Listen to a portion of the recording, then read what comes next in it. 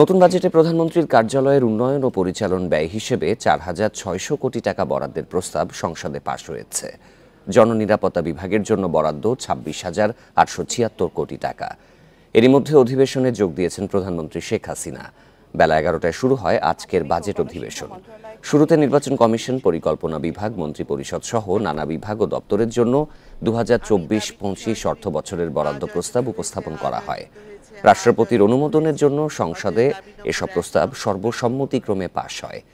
এ সময় অভ্যন্তরীণ সম্পদ বিভাগের জন্য বরাদ্দ হয় 3,217 কোটি টাকা।